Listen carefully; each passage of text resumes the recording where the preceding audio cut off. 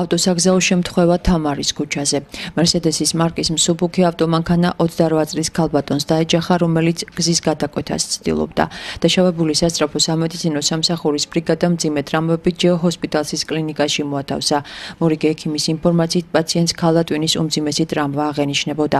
ოდნავ მოგვიანებით დაზარალებული კატასტროფის ბრიგადამ ქუთაისის ცხაკაიას სახელობის ეროვნული მედიცინის ცენტრი შემდგომი სპეციალიზირებული მკურნალობისთვის გადაიყვანა.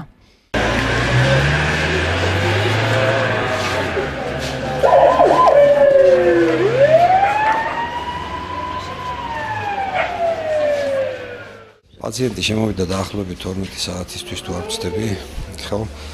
თავიდანვე შემოვიდა უმძიმეს მდგომარეობაში.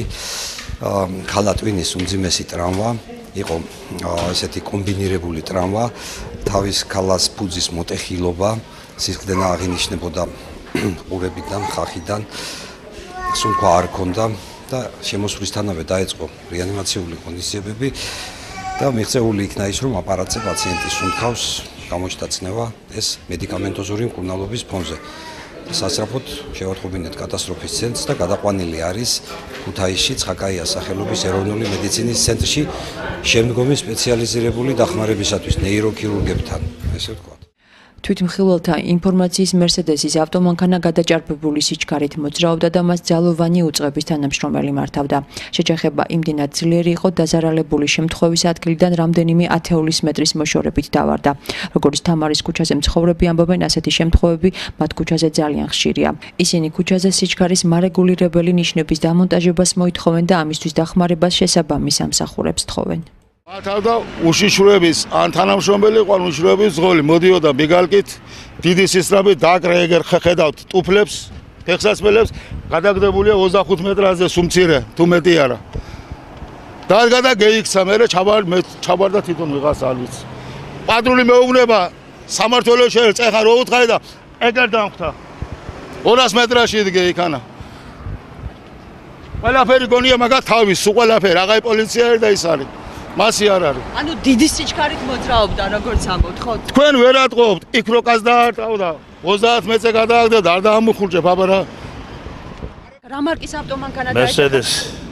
და დაინახეთ ვინ იჭდა სა? არ დამინახე სიდბიძი და თვალები დავხუჭიასე და ვერ გევიქეცი. დიდ მანძილზე მოისროლა? ერთი 10 მეტრზე. აქედან რო გამოვიდა ხაზზე იდგა გოგონა და ის მოდიოდა ზევიდან, ამან იფიქრა გადავასწრებ. იმან იფიქრა ოულიო. და ის იქით მივარდა და ესეც გამოვარდა, კიდე ვერ გადაასვლა და სიახლე პირადობის მოწმობების გაცემასთან დაკავშირებით იუსტიციის სამინისტრო სერვისების განვითარების სააგენტოსთან ერთად მოქალაქეებს ახალმომსახურეობას სთავაზობს. საცხოვრებელი ადგილის მიხედვით რეგისტრაციიდან მოხსნილი მოქალაქე თუ ახალმისამართი 10 ოქტომბრის ჩათვლით დარეგისტრირდება პირადობის ახალმოწმობას უფასოდ მიიღებს.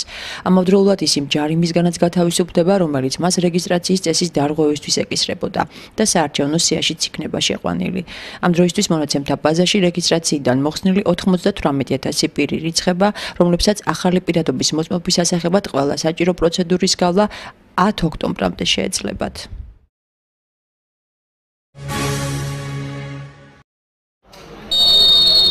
მორიგი გამარჯვება ანგარიშით 5-0. ეროვნული თასის გათამაშების მე-16 ფინალური სტადიის მატჩი ზესტაფონმა ვანისულორის საგრძნობი უპირატესობით 5-0 დაამარცხა. შეხვედრა დავით აბაშიძეზე შედგა. მასპინძელთა შემადგენლობაში თვენახევრიანი მკურნალობის შემდეგ მინდორს სერბი ნახევარმცველი იგორ იელიჩი დაუბრუნდა. ზესტაფონელთა თავკაცმა რამდენიმე დღის წინ გორელებთან გამართული მატჩის შემდეგ ძირითადი შემადგენლობის 10 ფეხბურთელი დაასვენა და თავის გამოჩენის შესაძლებლობა შედარებით დასვენებულ ფეხბურთელებს მისცა. მასპინძლებმა სათამაშო უპირატესობის მიუხედავად ანგარიში პირველი ტაიმის მიწურულს 51 წუთზე გახსნეს. მიხეილ სარდალაშვილის წაქცევისთვის დანიშნული 11 მეტრიანი საჯარიმო დარტყმა გოლად სანდრო გურულმა აქცია. სარდალიშვილმა უნდა მიუსწროს ამბურს და პენალტი. დარტყმა.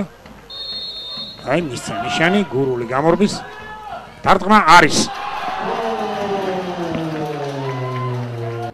მეორე ტაიმის დებიუტში ვანელთა კარის მიმართულებით კიდევ ერთი პენალტი დაინიშნა. ამჯერად სტუმართა საჯარიმოში წესის დარღვევისთვის ავთო ენდელაძე შეაჩერეს. მატჩის დასკვნით მონაკვეთში ზესტაფონელებმა კიდევ სამჯერ დალაშქრეს სტუმართა კარი. შედეგად შეხვედრა მასპინძელთა დიდი გამარჯვებით 5-0 დასრულდა. რაც შეეხება ეროვნულ საფეხბურთო ჩემპიონატს 21 სექტემბერს მიხეილ მესხის სახელობის სტადიონზე ზესტაფონი ცხინვალის სპარტაკს დაუპირისპირდება. გუნდმა სულორთან ჩატარებული მატჩის შემდეგ დავით აბაშიძეზე განაგრძო ვარჯიში. დღეიდან კი გუნდი უკვე სრული შემადგენლობით ბაზაზე ივარჯიშებს. აღსანიშნავია, რომ ზესტაფონის პირველ გუნდთან ისე ვარჯიშობს უკრაინის ახალგაზრდული ნაკრების ნახევარმცველი ირაკლი მესხია. ცხინვალელებთან გასამართი შეხვედრა ზესტაფონს შაბათს 21 სექტემბერს 16 საათზე ელოდება. გურული გამორბენი დარტყმა არის.